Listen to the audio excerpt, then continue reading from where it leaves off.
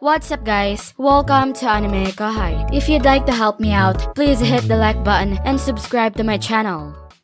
Since my Argus can follow the airship's path, I estimated that it would take them longer than 3 days to arrive in my nation, even if it abruptly changed its course after that. The Argus often traveled at a speed of 400 km per hour. Although mana depletion would be too significant and it would only endure for a short while, it is claimed that the maximal battle speed would reach the speed of sound. First of all, it is questionable whether it is even feasible to fly for such a lengthy period of time. Ships and trains move at unmatched speeds, yet the sky poses unique dangers. There are places where the magicule is interrupted, making it impossible to utilize magic, and places where the air currents swirl erratically. It is advised to consider safe air routes rather than straight ones because it is reported that some areas are home to problematic sky monsters. Even the ability to travel at the speed of sound poses a hazard in this society and is not as useful as one might believe. I got the impression that we didn't need to be concerned. The only thing left was the potential for the Imperial Guardians to act. We had easily prevailed this time, but only because the labyrinth worked in our favor. I was able to handle the situation coolly since, even if I died, I could resurrect. Those close guard knights would have been no match for me. Benimaru would have had a chance to prevail regardless. What about Ranga and Shion, though? Geld and Gabble may have also been in risk. If that's the case, we ought to be able to handle them right away. We ought to be able to buy some time even if we unintentionally run into a powerful foe. It appears that there will be a strong connection with me as well as a soul corridor that will be built between our souls. This will enable the telepathy net to function in any circumstance. As soon as they come across an adversary, they will be able to get in touch with me so that we may flank one another and eliminate the threat. For emergency purposes, I intended to awaken everyone up right away. I desired to be ready for everything. Overall, this was the appropriate moment to act. Therefore, let's get going right now. Naturally, Benimaru was the first candidate I wanted to put forward. He had done a great job leading the entire army as the army general. He appeared to be unhappy with Testarossa and the demon girl's performance, but it was undoubtedly an accident of some sort. Neither Benimaru nor I were responsible for it. In the end, everything worked out quite fine, and I can say that a terrific job was done. After finishing her statement, Shuna called up Benimaru. He responded by moving forward. He then got on his knees in front of me. Good, then. I will give you a reward right away, Benimaru-kun. Could you just quit with the kun? You're certainly up to something. Are you doing it again? I don't comprehend. Even though I haven't done anything yet, he already sees right through me. Actually, this awakened metamorphosis was meant to be a surprise. I chose to carry out my plan without informing him since I reasoned that he would undoubtedly object if I did. Benimaru's accomplishments were read out by Shuna. In the meantime, Benimaru and I were still talking. Actually, this battle has given me a lot of souls. It looks like Testarossa and the others were trying to give me their souls. I will be able to awaken those who are linked to me if I use it as well. Why am I not aware of that? Eh? Because I'm just stating it now? I was looking at Benimaru while we both had wide eyes. It's because I believe if I had told him, he would have opposed. Benimaru is graver than I initially believed, and he seemed to aspire to be powerful alone by himself. He appeared to have some thoughts as I evolved into a demon lord. Shion and Diablo would have likely welcomed this with open arms. What exactly do you mean by awakening, then? That's an interesting question. I experienced a more than tenfold boost in magicules and mana, and all the creatures in the soul lineage received gifts. Although I was unsure of his growth rate, I was confident that he would gain a significant amount of power. Well, let's see. When I became a demon lord, I changed, didn't I? The Harvest Festival to become a demon lord can be compared to this phenomenon. Huh? Does this imply that not only myself, but also my subordinates, would be impacted? I believe they might. Although it was uncertain how much an impact this would have on the Kurenai, at the very least, presents would be given to them. No. This is extremely crucial, yet you just said it without asking anyone first. Hold on, wait. That may be the case, but now is not the time for dialogue. It is crucial that we increase our forces now that we are unsure of the enemy's strength. That's right, I'm sure, but... In despair, Benimaru squinted his eyes. He finally opened his eyes, turned to face me, and let out a long sigh. He seemed to have decided what he would do. It didn't really matter if he simply gave up or not. I guess I'm not the only one you're awakening, then? I believe it is risky to be losing so much combat power now. Only 9 people can now be awakened, out of a total qualification of 12. Testarossa and the others will serve as my escorts. I've determined that a few days won't be an issue. I see. I suppose it's not a problem if we only need to pass the time because we have the labyrinth. Benimaru accepted my justification. The last question concerned the risk of someone spiraling out of control. But there is one thing to be worried about.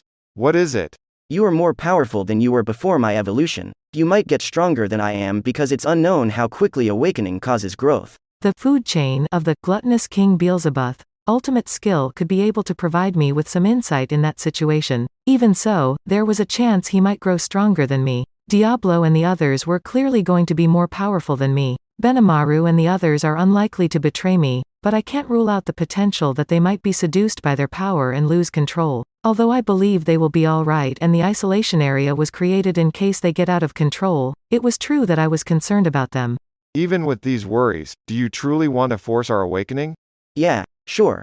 We are cherished. We must exert every effort to overcome any foe, correct? I definitely will live up to your expectations in that situation. Benimaru already knew what I was thinking before I even spoke. He even promised me that he wouldn't lose control of himself. Really trustworthy, he is. I agree with you. Let me handle it. Shuna's speech ended just then. As a result, I immediately awarded him.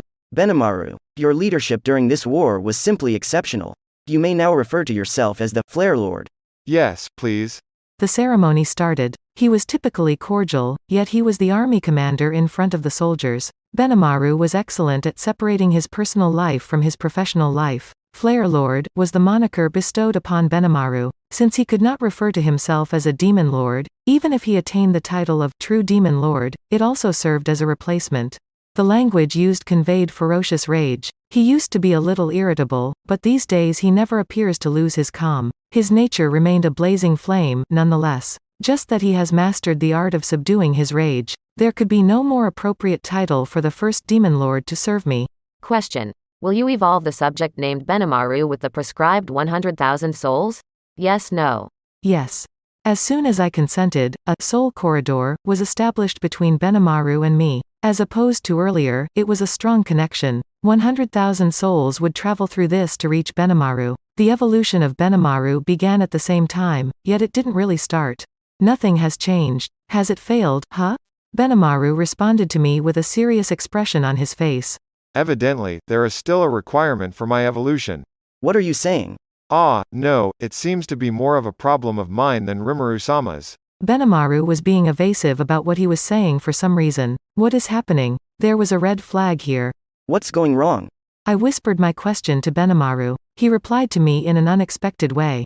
In truth, I also heard the voice of the world. I can apparently turn into a divine Oni, but then I won't be able to have kids. Benimaru asserted that since divine Oni had no lifespan, they had no need to bear offspring. Yes, that was accurate. The Oni were another race with a lengthy lifespan. If they belonged to a higher race, it was expected that they would lose their life expectancies. Therefore, divine Oni were most likely a type of spiritual life form. Even devils don't appear to have offspring, which is typical for species without a lifespan. Since the species could be revived even after death, there was no need to protect it. What's wrong with it, then? Unfortunately, I also cannot have children. But it wasn't a hassle, and I didn't consider it a problem. There seems to be some unfinished business from my time as an ogre. Even though I forgot about it, I suppose I still need to properly do my patriarchal duties. Does that job imply that you must procreate in order to evolve? Okay, it seems like you have to leave something for the next generation.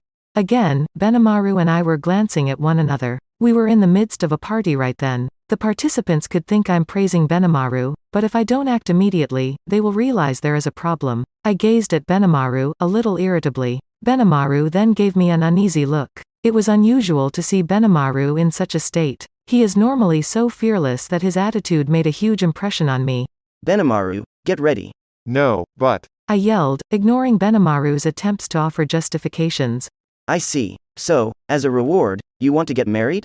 So who is it then? Hey, Rimuru-sama. It wasn't my concern, but I held myself in high esteem since it was time for him to grow up. Benimaru was forced to make a decision after all of this. This sort of harsh treatment was required to encourage the late flowering Benimaru to respond. Notice. The master might be strangled as a result of this action. What? To my question, Wisdom King Raphael-san made no response. No, everything will be fine. I told myself this, and the Colosseum burst into applause. Everyone seems to have heard my voice and realize what I said. So, brother, you've made up your mind at last? Shuna grinned broadly. Who do you intend to propose as your wife, young man? Hakuro asked while holding his blade in his hand. Before Benimaru could respond, Momiji and Alvis, who were seated in the guest of honor's seats, rose up. Rimuru-sama, I would like to talk, but I need your permission. May I follow suit? I too want to ask something, like Momiji-sama. They both seemed to be very convinced, in my opinion. I was no longer able to refuse requests in that setting. Good, good. Now, would you two kindly accompany me? We were in the midst of a celebration, but I didn't believe it was appropriate to bring it up. People looking for a fantastic entertainment were already present in the Colosseum. There was whining, or rather, stopping now would be more likely to result in resentment. The two visitors were given the opportunity to speak. Rimuru-sama, as a reward, I would want to request your permission to marry Benimaru-sama. Momiji made a strong declaration first. Hakuro then followed after her. Rimuru-sama, the given thing will be rewarded. To request differently is rude, but please, if you can, grant my daughter's request. Hakuro asked Momiji to also take charge of his own orders of merit. Given the current state of affairs, it was impossible for me to say no. Benimaru was stuck in his seat, unable to react to what was happening. He was renowned for his sound judgment, yet it appeared like he was losing his mind right now. Another remark followed, which added to the confusion. Please give me the chance to become Benimaru's second bride, Rimuru-sama. Even Alvis, who arrived after Momiji had finished speaking, began to remark something along those lines. I couldn't help but speak in harmony with Benimaru. Huh? Over Benimaru, Momiji and Alvis had engaged in an intense battle. When did it conclude, since it was such a well-known tale that it earned the moniker, Epic of Love and War? So, Alvis is the second wife and Momiji is the first? Yes. That's correct. Alvis and Momiji responded with a smile on their cheeks. Benimaru had white eyes. There seems to have been a definite pecking order formed, though I'm not sure what exactly transpired between them. It is improper for a wife to irritate Benimaru-sama in this way. Please take both of us at once. I don't want you to pick between Alvis-san or me. That's it for this video, guys. Thank you for always watching my videos and supporting my channel. Shout out to the new members of AnimeKouhai supporters: Kim Man, Homelake Drop, Fazli Topador, Jared Bressler, 2345254, Judah Herrera, Pioteer Midlowski, Theodore Sanchez, Oscar Jacobson, Pakor Nunta Ari. Thank you so much for helping out. I'll see you guys in the next video.